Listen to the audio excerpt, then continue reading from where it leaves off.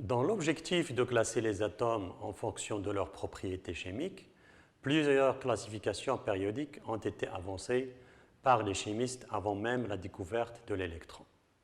En 1869, le chimiste russe Mendeleïev avait établi la classification périodique pour les 63 éléments chimiques connus à son époque.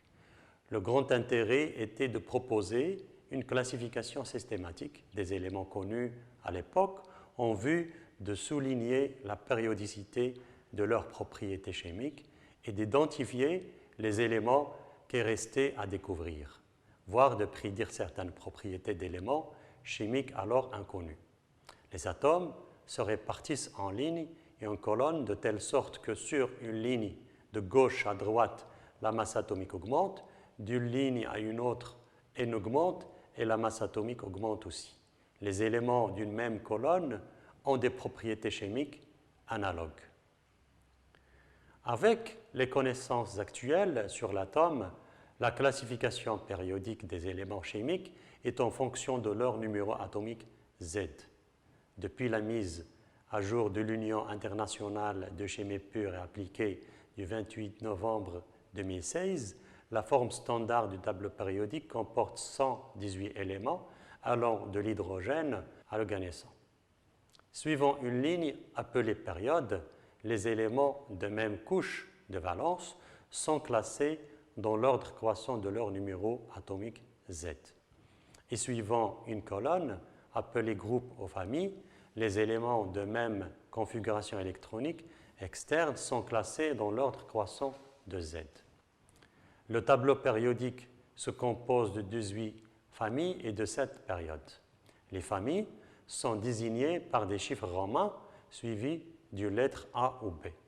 La lettre A ou B est attribuée au groupe selon la couche externe. La lettre A si la couche externe est NSNP, la lettre B si la couche externe contient la sous-couche D. Les chiffres romains 1, 2, 3, etc. indiquent le nombre d'électrons de valence. Le tableau périodique se compose de 4 blocs, selon la nature de l'orbital atomique de la couche externe en cours de remplissage. Dans le bloc S, l'orbital atomique NS est en cours de remplissage. Les éléments de ce bloc présentent la configuration électronique type de la couche externe NSX avec X égale à 1 ou 2. Pour le bloc P, les éléments de ce bloc présentent la configuration électronique type de la couche externe NS2-NPX, avec X prend les valeurs de 1 à 6. Quant au bloc D, l'orbital atomique N-1D, en cours de remplissage, appelé aussi bloc des éléments de transition, les éléments de ce bloc présentent la configuration électronique type de la couche externe N-1DX, NSY.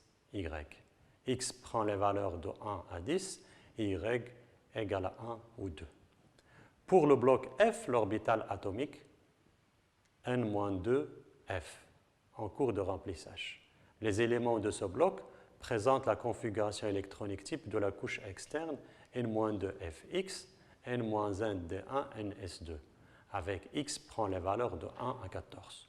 Quant aux familles ou groupes du tableau périodique, il y a le groupe 1A, appelé famille des alcalins de couche externe NS1, à l'exception de l'hydrogène. Ils sont en général des métaux mous, très réactifs au contact de l'eau. Le groupe de A, appelé famille des alcalino-terreux de couche externe NS2. Ils sont assez réactifs à température et pression ambiante et ils conduisent principalement à des composés ioniques. Le groupe 7A, appelé famille des halogènes de couche externe NS2-NP5. Ils sont extrêmement réactifs et corrosifs, avec des propriétés désinfectantes. Le groupe 8A, noté aussi groupe 0 ou O, appelé famille des gaz inertes ou gaz rares de couche externe NS2, NP6. Les éléments de ce groupe se trouvent généralement à l'état monoatomique du fait que leur couche externe est saturée. Ceci leur confère donc une grande stabilité chimique. Ils ont la propriété de produire de la lumière colorée. Les groupes de 1b à 8b, de 3 à 12, contiennent les éléments de transition, dont la configuration électronique de la couche externe est n-1 dx ns2, avec x varie entre 1 et 10. Ils contiennent le groupe des triades 8b. Ces éléments sont solides dans des conditions normales de température et de pression. C'est de bons conducteurs de l'électricité et elles possèdent de bonnes propriétés catalytiques. Les propriétés physiques et chimiques d'un élément sont liées au nombre d'électrons et à la configuration de la couche de valence. Un grand nombre de ces propriétés est lié à la taille du rayon atomique. Notons d'abord que le rayon atomique, R1, correspond à la moitié de la distance séparant deux atomes identiques liés par une liaison covalente simple. La valeur de R1 dépend de la charge du noyau et du nombre de couches, n, autour du noyau. Le rayon atomique de l'hydrogène prend ainsi la valeur de 0,28 angstrom, vu que la distance qui sépare deux noyaux est de 0,56 angstrom. Pour comprendre le sens de variation du noyau atomique le long d'une période ou d'une famille, on prend les deux exemples suivants. Le premier serait le bore, le carbone et l'azote. En passant du bore au carbone puis à l'azote, la charge du noyau et le nombre d'électrons de la couche périphérique augmentent sans augmentation du nombre de couches. De ce fait, la force d'attraction entre le noyau et les électrons s'intensifie et par conséquent, le rayon atomique diminue. Le long d'une colonne de haut en bas, ça veut dire dans le sens chlore, brome, iode, le nombre de couches électroniques augmente et le nombre d'électrons de la couche périphérique reste le même. Donc, le rayon atomique Ra augmente. Pour généraliser ce raisonnement, le rayon atomique augmente le long d'une période de droite vers la gauche et le long d'une colonne de haut en bas. Passons maintenant à une notion proche, mais pas semblable, qui est le rayon ionique Ri. Elle est définie aux états cationiques ou anioniques. En passant de l'état neutre à l'état cationique, on assiste à une diminution du volume du nuage électronique, car l'atome perd un ou plusieurs électrons. À titre d'exemple, le rayon du lithium à l'état neutre est de 1,34 angstrom. Il passe à 0,68 angstrom pour L et plus. L'inverse arrive pour l'état anionique. Le nuage électronique augmente car l'atome gagne un ou plusieurs électrons. Le rayon ionique de O2- devient égal à 1,4 angstrom, alors que le rayon atomique de O est de 0,74 angstrom. Voyons maintenant comment varie l'énergie d'ionisation. On la définit d'abord comme étant l'énergie qu'il faut fournir à un atome à l'état gazeux ou isolé pour lui extraire un électron. Il s'agit donc de l'équation X donne X plus un électron. L'énergie d'ionisation est positive car elle sera absorbée par l'atome. Le long d'une période du tableau périodique, l'énergie d'ionisation augmente de gauche vers la droite car le rayon atomique diminue et les électrons se trouvent plus retenus par le noyau. Il est évident qu'on doit fournir plus d'énergie à un atome pour lui arracher un électron. Les énergies d'ionisation du lithium et du fluor en sont des exemples. Le long d'une colonne de haut en bas, les électrons sont moins retenus car ils sont plus éloignés du noyau de l'atome. L'énergie d'ionisation diminue donc. On passe, à titre d'exemple, de 5,39 électronvolts pour le lithium à 3,89 électronvolts pour le césium. Pour la propriété affinité électronique, qui correspond à l'énergie libérée par un atome à l'état gazeux lorsqu'il capte un électron, cette énergie est négative car elle est libérée.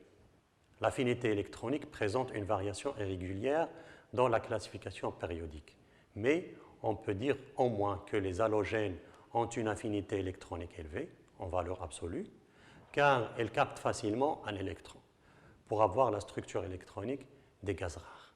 À titre d'exemple, la valeur absolue de l'affinité électronique du fluor est de 3,45 électronvolts. Les alcalins ont une affinité électronique faible, en valeur absolue, car ils ne captent pas facilement un électron pour compléter l'orbital atomique ns. La valeur absolue de l'affinité électronique du lithium est de 0,82 électronvolts. L'électronégativité qu'on note ici est la tendance que possède un atome pour attirer les électrons. Un atome moins électronégatif est dit électropositif. Notez bien qu'il n'est pas considéré comme une énergie. L'électronégativité d'un élément peut être calculée selon plusieurs échelles. Échelle de Millikan, échelle de Pauling ou échelle d'Allred et Rochow. Millikan considère que l'électronégativité d'un élément correspond à la moyenne arithmétique entre l'énergie d'ionisation et l'affinité électronique en valeur absolue. Pour l'échelle de Pauling, le caractère ionique pour une molécule AB est dû à la différence d'électronégativité entre les atomes A et B. Par conséquent, l'énergie de dissociation de la molécule AB est supérieure à la moyenne géométrique des énergies de dissociation des molécules A2 et B2. Pauling suppose que delta xi est égal à la racine carrée de l'énergie de dissociation de la molécule AB moins la racine carrée du produit des énergies de dissociation des molécules A2 et B2. Dans cette formule, les énergies sont exprimées en électronvolts. Donc, à l'aide des énergies standards de dissociation des molécules AB, A2 et B2, on peut calculer la différence d'électronégativité entre les deux atomes A et B. En fixant la valeur de l'électronégativité du fluor à 3,98 comme référence pour l'échelle de Pauling. L'électronégativité des autres atomes peut être calculée en utilisant la relation de Pauling. Pour la troisième échelle, Allred et Rochow ont relié l'électronégativité à la force d'attraction exercée par la charge effective du noyau sur un électron supplémentaire, Z effectif, comme dans le cas de la relation de Slater. Xi est égal à 0,359 fois Z effectif au carré sur R au carré plus 0,744. Pour les variations de l'électronégativité des éléments d'une même période du tableau périodique a tendance à croître avec le numéro atomique, car la charge électrique du noyau atomique augmente et interagit davantage avec les électrons de valence. En revanche, l'électronégativité des éléments chimiques d'un même groupe du tableau périodique a tendance à décroître lorsque le numéro atomique croît, car le noyau atomique tend alors à s'éloigner des électrons de valence, qui sont davantage écrantés par les électrons du cœur.